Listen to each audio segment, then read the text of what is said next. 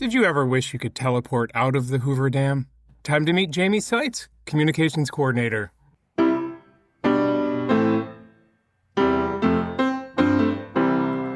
It's Great to Meet You is a production of the First Unitarian Church of Des Moines. At First Unitarian, we love radically, grow ethically and spiritually, and serve justly. Unitarian Universalism is a pluralistic religious tradition, meaning we don't have a dogmatic statement of belief. Rather, we covenant with one another to put love at the center of our actions. We recognize the inherent worth and dignity of everyone and our interconnectedness with one another. And so our justice work seeks to affirm that worth for all people. If you think all people should be able to flourish and you believe your spiritual journey is less about dogma and more about how you treat one another in the world, you might be a UU. Let's get to the show.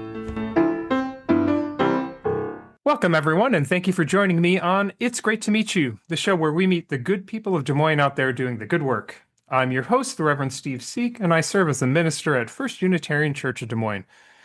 We're doing something a little bit different now, a little bit of inside baseball. Now that I've been here almost 9 months, it occurred to us that a lot of folks don't know some of the staff here at First Unitarian who make everything we do out in this world possible.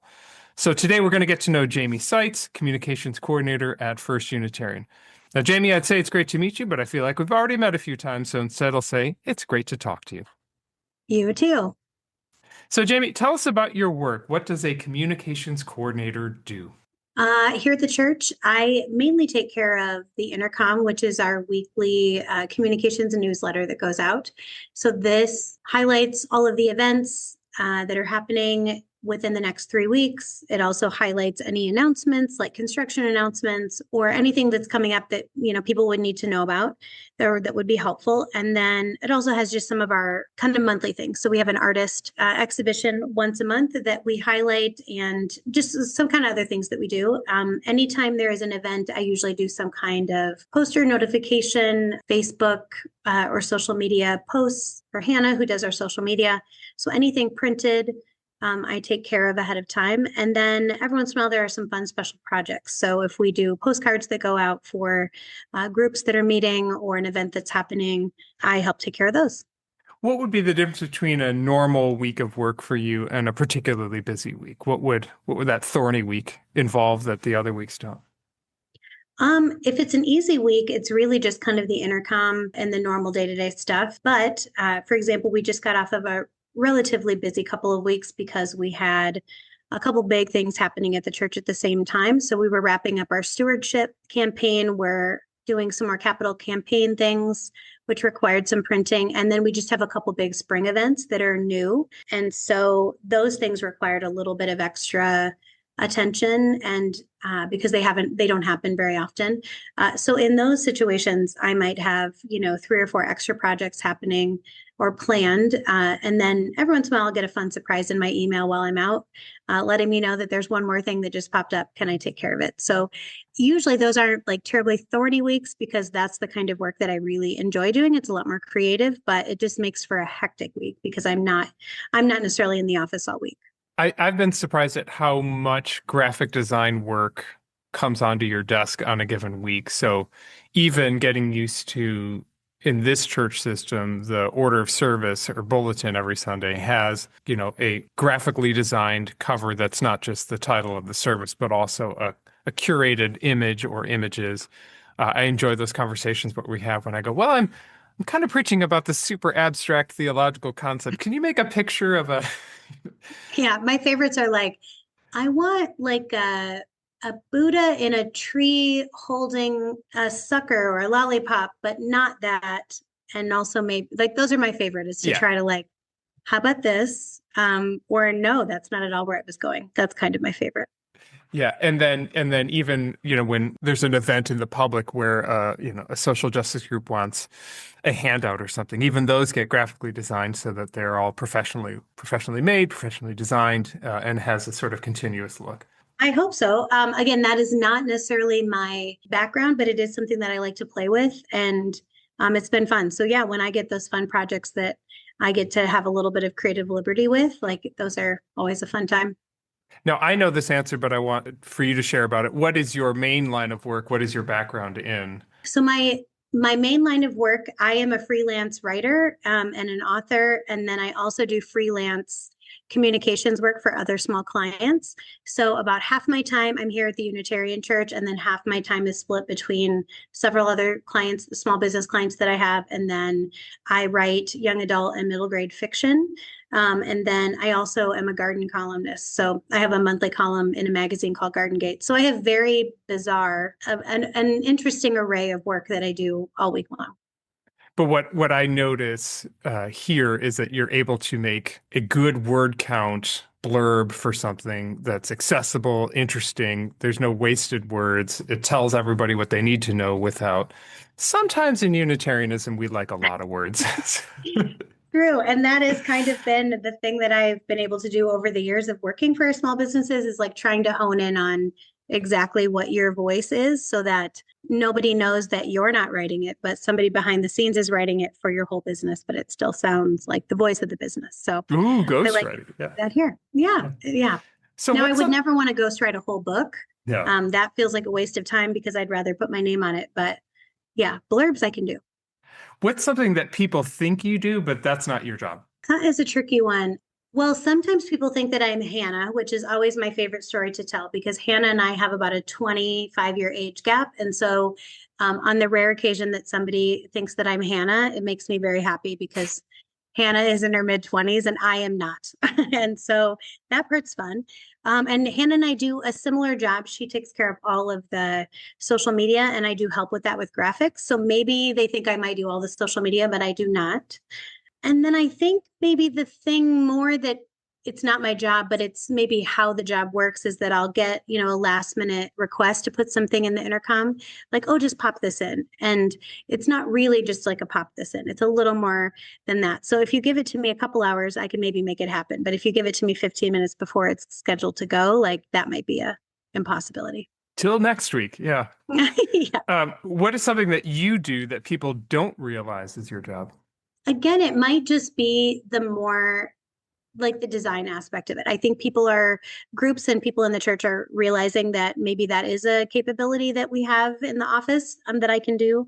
And so I've definitely been doing a lot more of that. When I started a year and a half ago, that was really not expected of me. It kind of came up organically, like, oh, I could take care of that for you. Like I do that for other clients. And so I think that's kind of been something that people have picked up on. And so I'm getting more graphic design work within the church than I did originally. How can the First Unitarian community help you in your work? I think really just, we reimagined the intercom, which is our communication newsletter. And again, that took a little bit of change for everyone to get used to. I think people are getting used to it now. But I think working within the parameters of that, like knowing where all we would post a certain event. So if it's an event that our church is hosting, it goes in the intercom, it goes on social media. We might even put a poster up in the building. But if it's something that it's just slightly affiliated, we wouldn't necessarily post that in our intercom. So we have some kind of rules and guidelines around that might be good to know. And then also just those deadlines are there so that it just makes it simpler for me to get that done without any panic. And so that there's no way that there's going to be like an error in there. Sometimes we can accommodate things and sometimes things happen, but just kind of recognizing that deadline is there, not to be mean, but it's just to help me out so that I'm not crying on a Friday afternoon trying to get the intercom out. And now let's do a speed round of questions to get to know Jamie a little bit better. What's your favorite place to eat in Des Moines? I love Viva. It's a Mexican restaurant on 63rd and Grand. It's kind of a neighborhood restaurant by me. I order the same thing every time, so I'm not super adventurous, but they have great margaritas. So I would happily go get a Hello Beautiful margarita any day of the week. Do you have a favorite place to go outdoors in the Des Moines metro area? I take about a 2.5 mile walk loop in my neighborhood almost every single day with my dog. It is one of my favorite places to walk. My dog knows it by heart. I know the things to look for, what I like to pay attention to. So I am a very much like hang out in my neighborhood. I love to go to Grays Lake and walk around. I love to go to Walnut Woods, but every day I'm outside, usually in my neighborhood. Do you have a favorite place to go indoors in the Des Moines area? Indoors, any concert that's taking place at Hoyt Sherman, it is such a perfect venue for live music or any kind of a show because it is small enough that there are no bad seats. And now that I am in my late 40s, I love a good music festival and to dance around. But honestly, if I'm going to go out at 7 p.m. on a weeknight, I love to be able to sit down and enjoy and not feel weird about it. So at Hoyt Sherman, you almost have to sit down, and there is just no bad seat in the house. Wow. Do you have a favorite grocery store? I am a Fairway girl through and through.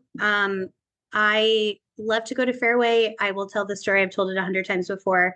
I lived on the South Side for about 12 years, and I had a neighborhood Fairway that I would go to. And my meat guy at the meat counter, Mike, he would know my order. He'd have it ready for me because I shopped every other Monday. And I got pretty much the same thing.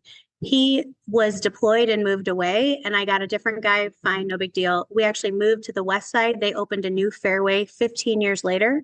I walked into that new Fairway the week that they opened, so excited that I had one in my new neighborhood again. And Mike, the meat guy, was back and he said, Jamie, do you still need like 3 packs of chicken and a pound of ground beef? And I was like, I do. So he remembered me from 15 years later. He remembered my order. And so I will always be a Fairway shopper. Here's to the lost art of butchery. Wow. Cyclones, Hawkeyes, Bulldogs, Panthers. I think I know this one. I grew up in Cedar Falls, so I went to UNI for a year, but transferred to Iowa State because I wanted to get out of my hometown so I didn't run into every person I'd ever known in my whole life. And so then I became a Cyclone. I am a Cyclone now through and through. 2 out of the 4 of my kids have gone to Iowa State or are currently at Iowa State. So always a Cyclone. However, my youngest, I think, is going to Iowa next year, and I will get over it. I will be fine. But then we'll be a house divided. Parenting is an act of letting go, right? It is. Yeah. All right, question from the kids. What's the best superpower? Ooh, best superpower. Huh.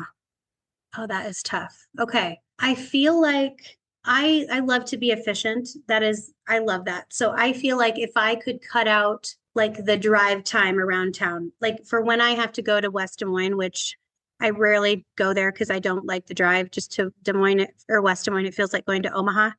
So I would like to what is that where you can just teleport? Yeah, I would pick that. Oh, I thought you were going to say like the Flash, where you could like also read a book in a second, but you just. Oh no, I like to take my time doing that. It is totally with traffic or driving. If I could Just teleport somewhere, yeah, just in travel. So you see the Fairway on 63rd and I'm there. Yeah, exactly. Okay. I feel like you'd be a very good person to play Two Truths and a Lie with. Are you up for that? Sure. Okay, so it's you're the Two Truths and a Lie, and I'm going to fail miserably at guessing which one's the lie. So I feel like this is going to be a hard one for me because, Jamie, you are the living embodiment of the Dos Equis, like the most interesting person in the world. So I genuinely don't know what you're about to say. So here we go. Okay, 2 truths and a lie. I would put mushrooms on everything if I could. Like, that's how much I love mushrooms. Okay, that's number 1. 2, I got lost at the Hoover Dam as a 21-year-old, pre-cell phone, and couldn't find my group for an hour and was sobbing as I was walking up and down the sidewalk by the Hoover Dam, panicking. Number 3, I performed a swing dance routine with a dance troupe in my 40s. Okay, just to recap, I would put mushrooms on every single thing if I could. Yeah. I got wildly lost at the Hoover Dam as a 21-year-old. Couldn't find my group, weeping. And then I performed a swing dance routine with a dance troupe in my 40s. Yeah. Okay, now the last one, I feel like I've heard you say, I have to go, I have swing dance. So I'm going to say that's a truth.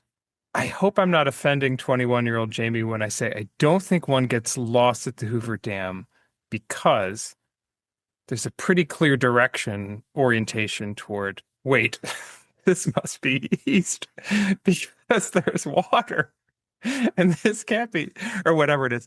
Gosh, I hope that one's a lie. No, wait. See, I feel like the mushroom, and yes, and I would imagine that you put mushrooms in everything. So it's the Hoover Dam, the lie, because it's very specific. Okay. No, so the Hoover Dam. No, the Hoover Dam is so true that I can barely talk about the Hoover Dam without getting so enraged and emotional about it because I did get lost at the Hoover Dam. Can I Now, take this my is foot out of my mouth yet, or do you want to keep going? the year was like 1999. So this is pre cell phones.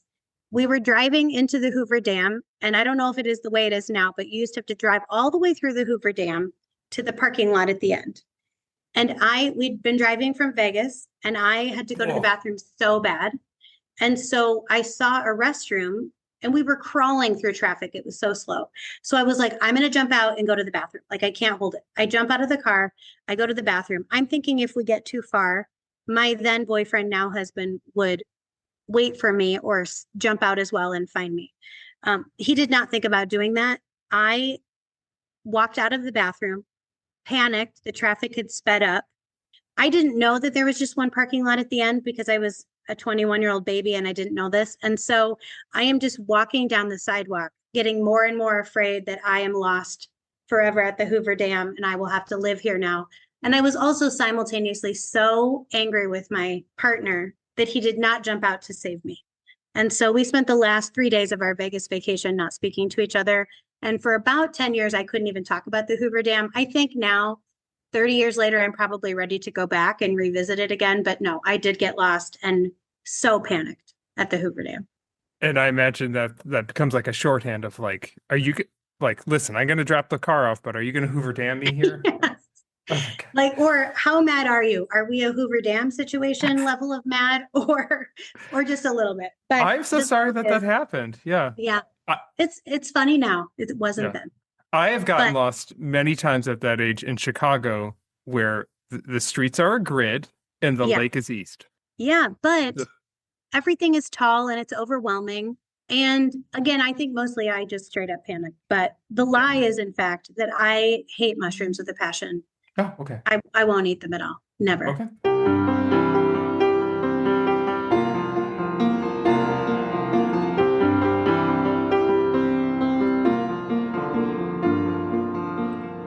Well, Jamie, as we wrap up, are there any events to promote, anything upcoming that you would want the First Unitarian community to keep an eye open for?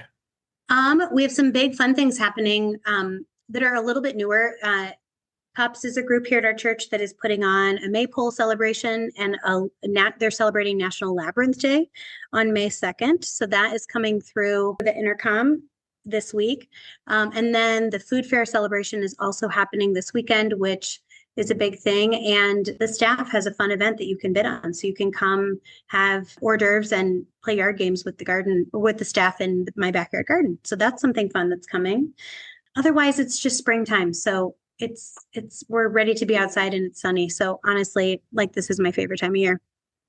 Yeah, no, this is the right time to be in Des Moines. And I'll just put on folks' calendar the Translives Festival on Saturday, June 6th, which is Yes. so. Yep. Awesome. Well, Jamie, it's been great to talk with you. Thank you so much for joining us today. Thank you. And that'll do it for us today. Thank you, everyone, for joining. Keep doing the good work, Des Moines.